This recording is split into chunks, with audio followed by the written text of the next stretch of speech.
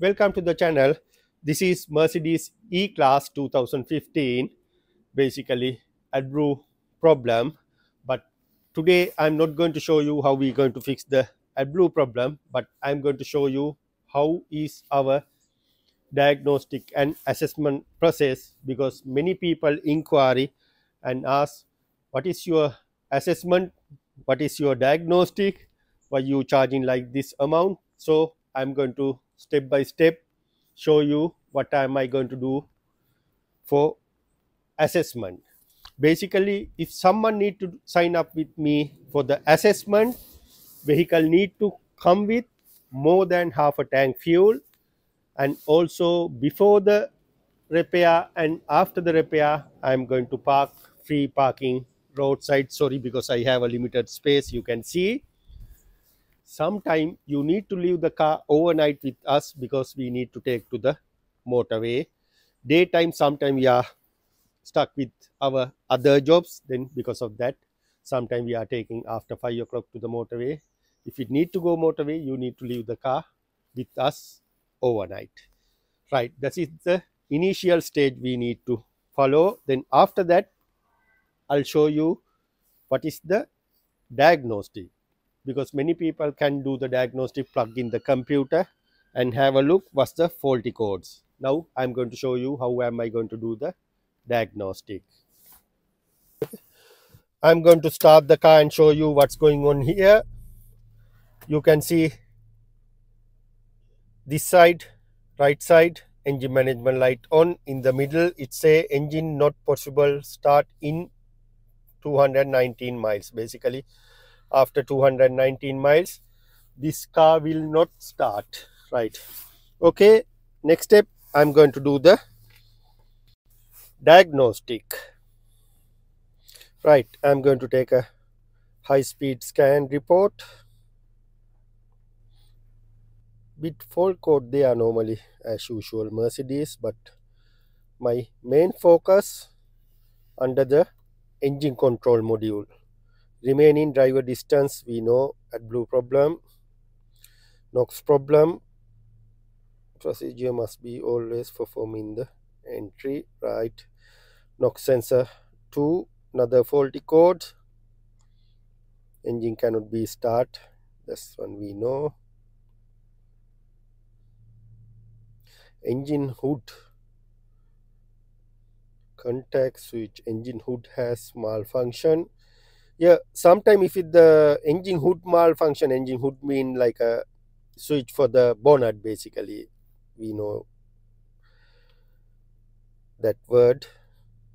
If it bonnet switch fail, it's also affected to the regen process, AdBlue process. It's affected to the lot of problem. Even the sometime your wipers not working because they identify your bonnet open, the wiper will stop. So that's one also the little bit ongoing issue for the Mercedes. However, I'll check the switch. It's not a big problem. Sometime might be misalignment that switch, sometime maybe wiring, I don't know. I had to check that one also, right? Now we know exactly what's the problem. AdBlue plus NOx sensor 2, right? Okay, now we know the diagnostic. This is the diagnostic. Check the faulty code with the computer, right? I'm going to leave it as it is. I know by experience this car doesn't has any AdBlue metering. We'll see. Yeah, no any AdBlue meter, because some cars we can read the what is the AdBlue level and how many miles we can use it. Unfortunately this car doesn't give any mileage for the AdBlue, right? Okay, now I'm going to show you what is my next step. Next step we call assessment, right? Part of the assessment, first of all I'm going to the engine bay, check visually what's going on the engine bay, right? Coolant level okay for me. Next step I'm going to check the oil level. Oil level very low and very thick and smelly. Basically look like to me this car need a service soon. Okay, anyway, it's okay for the my road test because this vehicle has a more than half the level. Then I'm fine for the motorway journey. Right, after that, what I'm going to do, I'm going to remove the under tray cover here and check how is the AdBlue injector condition. If it need to clean, we will clean it. And the same time, I'm going to jack up the car, remove under tray for the AdBlue tank, and visually inspect what happened to the wiring, any visually leaking, any unusual activities there. I'm going to find out. Right, we already jack up the car. We already took it out AdBlue injector. You can see nice and clear. It's not bad like early cars. However, we check the injector hole underneath here, other side is not blocked at all. Then we are happy about the AdBlue injector. Also, we check underneath wiring, and also we can see some oil leak in a sump area. Then I had to update customer. You can see shiny black color sump, it's oil leaking. Right, okay, wiring okay for the front. Now next step, I'm going to the back. You can see we remove the under tray cover. Now we can see visually AdBlue tank. So after that, I'm going to check all wirings underneath. Sometime we can find something from here. Then after that, I'm going to take out the sample from the AdBlue tank and check how is the AdBlue quality. Yeah, we already checked the AdBlue injector underneath. All good, all fine, and we remove the underneath tray underneath the AdBlue pump. All good, all nice, and no any visual leaking or no any wire damage. I couldn't find anything. I'm happy everything. Now next step, I'm going to check the AdBlue. This AdBlue tank located underneath this cover. You can see this the tank. We need to open this cover. Then after that, we need to open this cap. Then we can read to the AdBlue tank. Right, I got the tiny sample. Unfortunately, we can't filming inside this camera, but however, I'll check and let you know.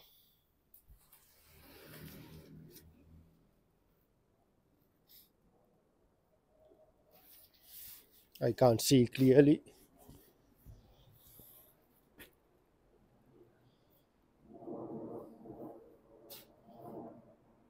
At the moment, 34.5. Basically, this AdBlue also contaminated.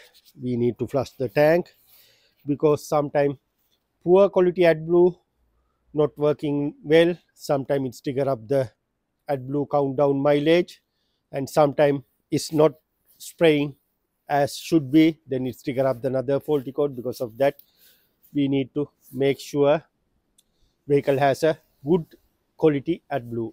So now we found one problem. This car need to flush the AdBlue tank and refill the AdBlue tank. Right, next step, tomorrow morning I'm going to take to the motorway journey and have a look how is the sensors working. Then after that, I'll let you know what's the final outcome of this car. See you tomorrow morning.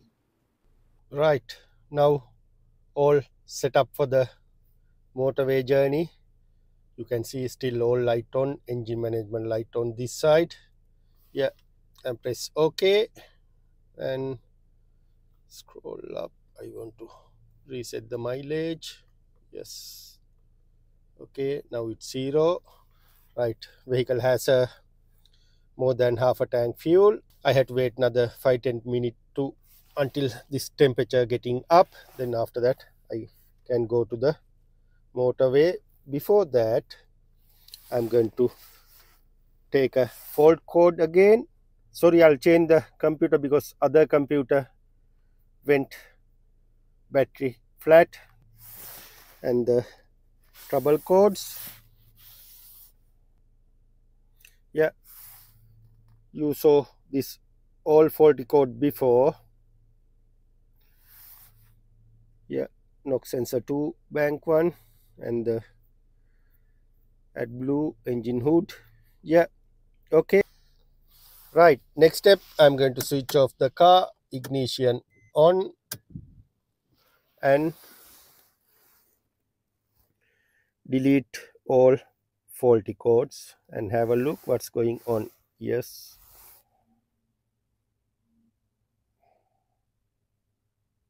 right, still NOx sensor 2 still there. Right, after treatment problem there. Yeah, 3 faulty codes still there. Right, next step, I'm going to exit from here, go to the live data, exhaust after treatment. Right, this is the NOx sensor 1 and 2. I need to take a read.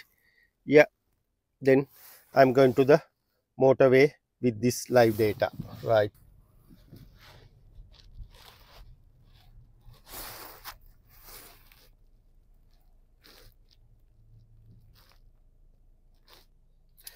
right, took it to the road test, 6.3 miles. I didn't go to the motorway because I saw whatever I needed. Basically, this 2 NOx sensors playing up, upstream and the downstream. You can see now downstream 5 and the upstream 75. I'll just finish the road test and it's 2 different figures. And also I saw spike going up and down. This one sometime went around 2000 ppm sometime. This one sometime going minus, going up and down. Yeah, basically this car need a both NOx sensors, and this car need a flush the AdBlue tank and refill with good quality AdBlue. Also, after this repair, this car might be need a software updating. At the moment, too early to comment anything. Might be, if it need, I'll let you know. However, at the moment, this is the final output from this car. Basically need a both NOx sensors, need a AdBlue tank flush, and also sometimes this car need a software updating, but that's one very tricky to at the moment comment. But however, once I install 2 NOx and do the tank, then I'm going to take again another good motorway journey. Then after that I will decide what's the next point. If it all sensors behavior well, then I don't want to do software. Okay, then you know what is my diagnostic and what is my assessment. This is final output. Thanks for watching. If you have any question, comment, suggestion, please mention below. I'll come back to you. Also, if you need to join with us, our WhatsApp group, Facebook group, link below at the comment section. You can click that link and join with us. Thank you. See you with the next video.